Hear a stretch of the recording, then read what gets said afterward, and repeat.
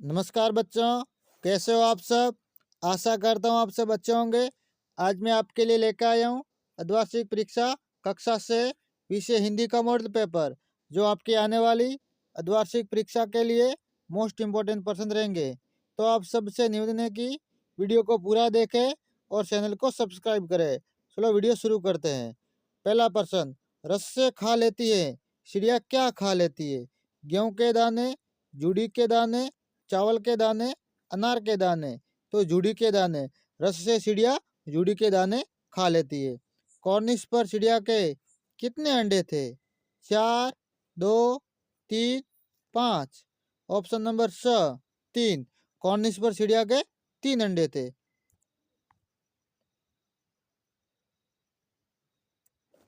अगला प्रश्न, चांद पूरा गोल कब नजर आता है? अष्टमी को, अमावस को, पूर्णिमा को, रोजाना। ऑप्शन नंबर स पूर्णिमा को। पूर्णिमा का दिन चांद है वो पूरा दिखाई देता है। साथ ही हाथ बढ़ाना गीत के रचयिता है केदारनाथ अग्रवाल, शायर लुधियानवी, सुमित्रा नंदन पंत, प्रेमचंद। ऑप्शन नंबर ब शायर लुधियानवी।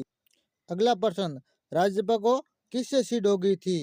एल्बम से, नागराजन से, स्कूल से, टिकटों से। ऑप्शन नंबर अ एल्बम से। राज्यपाल को एल्बम से सीट हो गई थी। रिक्त स्थानों की पूर्ति उचित शब्द से कीजिए, यानी जो कोष्टक में लिखे शब्द है उनमें आपको सही शब्द सुनकर खाली जगह भरनी है। मुझे अन्न से बहुत प्यार है।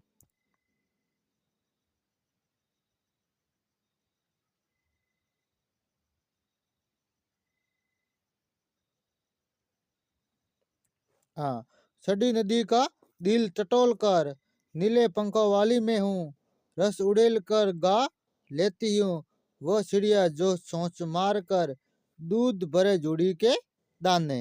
अगला प्रश्न, लेखिका बचपन में इतवार की सुबह क्या क्या काम करती थी?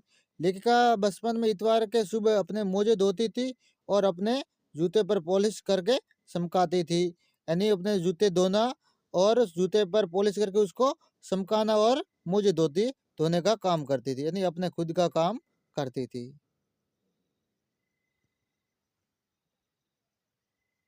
केशव ने क्या नादानी की थी? केशव ने ये नादानी की थी कि उसने चिड़िया के अंडों को हाथों से छू लिया था। निम्नलिखित के विलोम शब्द लिखिए। अमृत, विष, जीत, हार, हानि, लाभ, दिन, रात, आकाश, पाताल। साथ ही हाथ बढ़ाना कविता से क्या शिक्षा दी गई है? यानी साथ ही हाथ बढ़ाने के अंदर कविता में क्या शिक्षा दी गई है? प्रस्तुत कविता से आपसी सहयोग और एकता रखने की तथा परिश्रमी बनने की शिक्षा दी गई है, यानी एक दूसरे का हाथ बढ़ाने को कहा गया है, यहाँ साथ देने को कहा गया है। महामौन के ऐसे ऐसे कहने पर क्यों घबरा रही थी? मौन के ऐसे ऐसे कहने पर माँ इसलिए घबरा रही थी कि वह बीमारी का नाम नहीं बता रहा था, वह केवल पेट पर हाथ रखकर जोर जोर से कहा रहा था, और माँ ऐसे ऐसे को कोई भयानक नई बीमारी समझ रही। माँ सोच रही कि ऐसे ऐसे कोई बड़ी बीमारी है।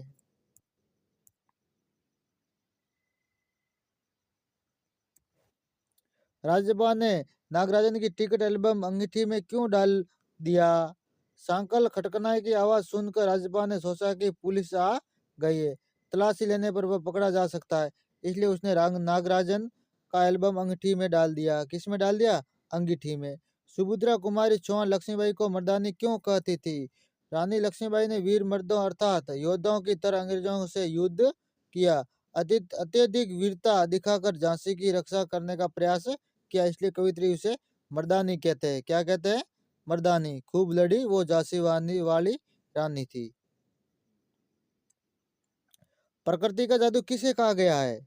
तरह तरह के पेड़ पौधे की बनावट, वस्तुओं का परिवर्तन, बसंत में फूलों का खिलना, पंखुड़ियों की मखमली सतह, बागों में गाते हुए पक्षी, कल कल करते बहते झरने, सीड़ की पत्तियां या घास के ढके हुए मैदान आदि सब प्रकृति के जादू। आदि सबको क्या कहे गए हैं? प्रकृति का जादू। यानी धरती पर जो कुछ मौजूद मौजूद है, मनुष्य वगैरह, पशु पक्षी, पेड़ पौधे, ये सब प्रकृति का क्या है? जादू। लाखों करोड़ों वर्ष पहले हमारी धरती कैसी थी? तो लाखों करोड़ों वर्ष पहले हमारी धरती अत्यंत गर्म थी, इसलिए इस कारण इस पर कोई जीव जंतु तथा जानदार चीज नहीं रह सकती थी। कविता में सबसे छोटे होने की कल्पना क्यों की गई है? कविता में सबसे छोटे होने की कल्पना इसलिए की गई है कि बच्चे को हमेशा माँ का साथ और उसका प्यार दुलार मिलता रहे। सबसे छोटे होने का कारण है कि उसे उस अपने माँ का प्यार मिलता रहे।